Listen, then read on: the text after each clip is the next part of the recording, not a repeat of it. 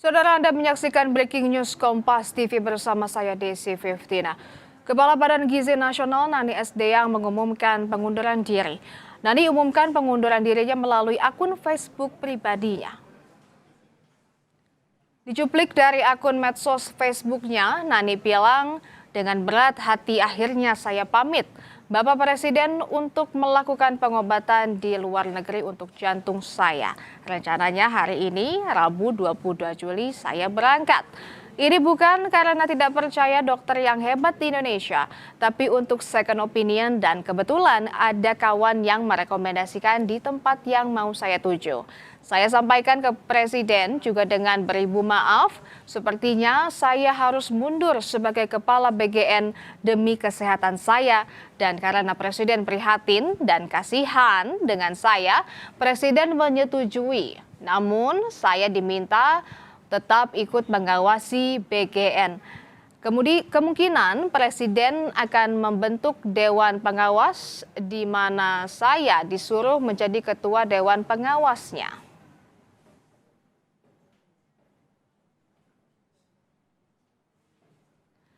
Lalu apa yang melatar belakangi keputusan Nani Sdayang mundur dari jabatannya sebagai Kepala Badan Gizi Nasional? Apakah benar karena alasan kesehatan atau ada faktor lain? Dan bagaimana respons Presiden dengan keputusan Nani ini? Kami akan membahasnya, Saudara, bersama Deputi 3 Bidang Kemitraan dan Hubungan Media Badan Komunikasi Pemerintah RI Kurnia Ramadana. Selamat siang, Mas Kurnia. Selamat siang, Mbak Desi. Assalamualaikum.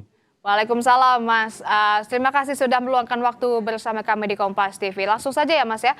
Ini alasan resmi mundurnya Ibu Nani Sdayang sebagai Kepala BGN, apakah benar semata-mata karena alasan kesehatan atau sebenarnya ada faktor lain?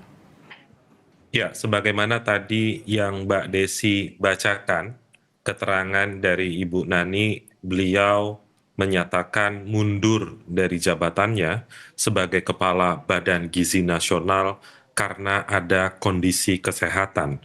Dan saat ini beliau fokus dalam pemulihan kesehatan tersebut, bahkan disebutkan sedang menjalani pengobatan di luar negeri. Itu alasan utamanya. Kemudian sikap tentu dari pemerintah, khususnya di Badan Komunikasi, yang pertama tentu kita berempati atas kondisi kesehatan Bu Nani dan mendoakan agar beliau segera diberi kesembuhan. Itu yang pertama. Kemudian yang kedua, sebagaimana tadi sudah disampaikan oleh Menteri Sekretariat Negara, tentu pemerintah mengucapkan terima kasih atas dedikasi Bu Nani. Meskipun tidak lama memimpin sebagai Kepala BGN, akan tetapi sudah banyak inovasi, langkah, tindakan, kebijakan terkait dengan program makan bergizi gratis, khususnya tentang perbaikan tata kelola internal kelembagaan maupun tata kelola program MBG itu sendiri. Namun yang ingin kami tegaskan, perbaikan tata kelola MBG ini tetap akan dilanjutkan. Sebagaimana keterangan dari Ibu Nani pada laman akun media sosialnya, sudah ada sebenarnya sejumlah kebijakan konkret yang dikeluarkan oleh BGN. Misalnya saat ini sedang melakukan verifikasi pengecekan terhadap penerima manfaat. Kurang lebih ada 62 juta, apakah mereka sebenarnya masih tepat atau tidak menerima makan bergizi gratis. Itu yang pertama. Kemudian yang kedua juga ada tim yang ditugaskan untuk mengecek validasi atau keabsahan dan bagaimana kinerja dari 27.877 SPPG yang saat ini sudah berdiri. Apakah mereka sudah melakukan dan taat serta tunduk dengan juknis yang sudah dikeluarkan oleh BGN atau tidak? Proses evaluasi tata kelola internal kelembagaan dan memastikan program ini menjadi program yang tepat guna kepada penerima manfaat tetap akan dilakukan sembari evaluasi secara berkala juga dilakukan oleh BGN. Sedikit lagi Mbak Desi, kemarin kita sudah mendengar pernyataan dari Wakil Kepala BGN tentang pengangkatan 5 orang pejabat struktural BGN setingkat eselon 1. Dari sana kita bisa melihat ada keterlibatan dari stakeholder terkait MBG, yaitu misalnya ada Kementerian Kesehatan, ada Kementerian Pendidikan Dasar dan Menengah, ada Kementerian Keuangan, perwakilan BPKP, dan juga perwakilan dari Kejaksaan Agung. Dari ekosistem ini tergambar bahwa BGN ke depan itu akan menitik beratkan pada satu aspek keterpenuhan gizi anak, sehingga ada satu pejabat dari Kementerian Kesehatan. Kemudian yang kedua, karena MBG ini punya kelindan yang amat sangat erat dengan aspek pendidikan, maka ada satu pejabat yang berasal dari Kemendikbudristek. Yang ketiga, ada problem tata kelola selama ini yang juga sudah diakui oleh BGN, ada proses hukum di Kejaksaan Agung, sehingga diangkat pejabat struktural di BGN yang berasal dari Kementerian Keuangan. Yang keempat, terpenting Mbak Desi, sudah ada sekarang perwakilan dari BPKP dan Kejaksaan Agung di level tingkat eselon 1. Apa yang ingin diperlihatkan oleh BGN? BGN ke depan adalah BGN yang amat sangat ketat mengawasi internal BGN itu sendiri dan memastikan program MBG ini jauh atau dijauhkan dari praktik-praktik penyimpangan sebagaimana terjadi dan saat ini sedang diproses oleh Kejaksaan Agung. Demikian Mbak Desi. Oke, sudah ada kebijakan konkret ya Mas ya, dan juga sudah ada proses evaluasi di badan lembaga sendiri. Tapi kan juga ini BGN memiliki anggaran besar ya, sekitar 70 triliun rupiah. Nah ini bagaimana sebenarnya pemerintah memastikan akuntabilitas dan transparansi penggunaan anggaran di bawah kepemimpinan yang baru? Dan apa sebenarnya arti pernyataan dari Bu Nani sebelumnya di media sosial yang mengatakan trauma akut pegang uang besar? Iya, yang pertama, proses evaluasi di internal BGN maupun di lingkup eksekutif itu sebenarnya dilakukan secara berkala.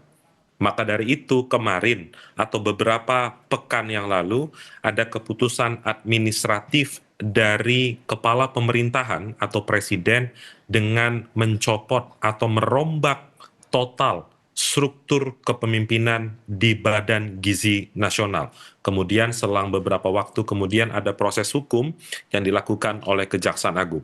Itu menandakan apa? Menandakan adanya integrasi dari kritik masyarakat lalu dijawab oleh pemerintah dengan mendengarkan kritik itu lalu membuat aksi-aksi yang konkret.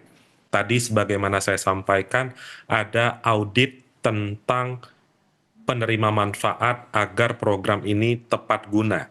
Siapa sebenarnya penerima manfaat yang paling tepat untuk menerima program makan bergizi gratis? Ada pengecekan tentang kualitas dari SPPG tersebut. Apakah SPPG tersebut secara administrasi hukum sudah layak atau tidak berdiri dan diakui sebagai satu dapur MBG. Proses-proses itu membuktikan bahwa ada langkah-langkah preventif dari BGN untuk memitigasi pelanggaran-pelanggaran hukum wabil khusus tindak pidana korupsi agar tidak terjadi lagi di program MBG ini, karena program MBG merupakan program flagship, program universal dari Presiden yang amat sangat diperhatikan karena kita bicara soal kesehatan anak, kita bicara soal pendidikan anak, kita bicara soal multiplier efek yang terjadi, soal perekonomian, penyerapan tenaga kerja di tengah masyarakat. Sehingga fokus pemerintah hari ini sudah pasti tentang perbaikan tata kelola dan memastikan program ini tidak lagi menjadi bancakan praktik korupsi sebagaimana terjadi pada periode sebelumnya. Demikian, Mbak Desi. Oke, tapi belum dijawab nih Mas Kurnia. Apa sih sebenarnya arti pernyataan dari Bu Nani yang disampaikan di media sosial yang mengatakan trauma akut pegang uang besar?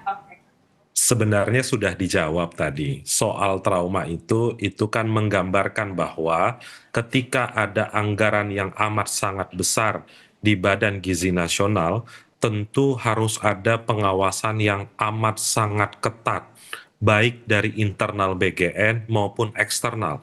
Siapa eksternalnya? Salah satunya ada BPKP atau aparat penegak hukum. Dan saat ini di internal BGN, di pejabat eselon 1, maka dari itu dimasukkan pejabat-pejabat yang punya pengalaman tentang pengawasan di internal. Ada BPKP, ada Kejaksaan Agung, bahkan di level wakil kepala BGN juga mantan pimpinan di BPKP. Jadi itu yang bisa saya artikan dari pernyataan Bu Nani tersebut. Justru Bu Nani ingin menegaskan bahwa jangan ada praktik korupsi sekecil apapun di internal Badan Gizi Nasional. Demikian, Mbak Desi. Oke, baik. Nah, dengan Bu Nani mundur dari jabatan Kepala BGN, Presiden Prabowo juga sudah memilih ya Pak, Presiden memilih Pak Sudaryono yang saat ini menjabat Wakil Menteri Pertanian sebagai Kepala BGN yang baru. Nah, ini sebenarnya latar belakangnya apa Mas? Dan kelebihan Pak Sudaryono yang relevan dengan tugas BGN, adakah? Iya, Presiden baru saja memutuskan untuk nanti akan mengangkat Wakil Menteri Pertanian, Pak Sudaryono, menjadi Kepala BGN yang baru, sebagaimana tadi disampaikan oleh Menteri Sekretariat Negara. Tentu selama ini Pak Sudaryono paham betul ada problem di BGN dan bagaimana memastikan tata kelolanya berjalan dengan efektif dan juga bagaimana ke depan MBG ini benar-benar bisa memenuhi ekspektasi dari Presiden, karena MBG ini merupakan hal yang amat sangat diperhatikan oleh Presiden. Pengalaman beliau menjadi Wakil Menteri Pertanian atau mungkin secara lebih umum, pengalaman di Kementerian Pertanian yang menjadi salah satu stakeholder penting dari BGN. Dari sana tentu sudah terbangun komunikasi dan pengetahuan tentang BGN sendiri dan juga makan bergizi gratis tersebut. Tentu, Mbak Desi, kerja-kerja memastikan tentang makan bergizi gratis tak cukup hanya dilakukan oleh seorang kepala BGN. Ini adalah kerja kolektif, maka dari itu Presiden menyajikan pejabat-pejabat BGN di tingkat pimpinan maupun yang kemarin diangkat sebagai deputi atau pejabat eselon 1 menggambarkan bahwa BGN yang benar-benar akan tertib dan tunduk terhadap peraturan perundang-undangan sehingga tidak ada lagi penyimpangan yang terjadi pada periode sebelumnya. Demikian, Mbak Desi. Oke, dengan dipilihnya Sudaryono yang mana sekarang juga menjabat sebagai Wakil Menteri Pertanian untuk juga nanti menjabat sebagai Kepala BGN, ini apakah akan mempengaruhi tata kelola di BGN sendiri, Mas Kurnia? Iya, perbaikan tata kelola BGN kemarin sudah dilakukan, sedang dilakukan, dan akan terus dilakukan. Jadi tidak melihat siapa pimpinannya, akan tetapi ini memang sudah menjadi concern dari Bapak Presiden yang kemudian dituangkan melalui berbagai kebijakan di internal BGN itu sendiri. Tentu kami meyakini di bawah kepemimpinan Pak Sudaryono mendatang, tata kelola yang sudah dilakukan, direncanakan oleh Bu Nani sebelumnya akan terus dilakukan untuk memastikan program MBG yang mana menjadi perhatian banyak pihak, menjadi perhatian Presiden Prabowo Subianto berjalan sebagaimana yang diharapkan bersama. Dan tentu apa yang selama ini disampaikan oleh masyarakat terkait dengan kritik program MBG, tentu pemerintah memastikan kritik itu didengar, kritik itu dipertimbangkan, kritik itu dikerjakan. Karena tujuannya sama, ingin memastikan anak-anak Indonesia penuh gizinya, sehat tubuhnya, dan pendidikan juga berjalan sebagaimana yang kita harapkan bersama. Demikian, Mbak Desi. Oke, tapi dengan pemunduran Nani SDyang sebagai Kepala BGN ini apakah sebenarnya juga ada hubungannya Mas dengan pemeriksaan dari tata kelola BGN? Ya, saya rasa itu dua hal yang amat sangat berbeda. Proses hukum dilakukan oleh Kejaksaan Agung, sedangkan mengundurkan diri itu adalah sikap dari pribadi Bu Nani.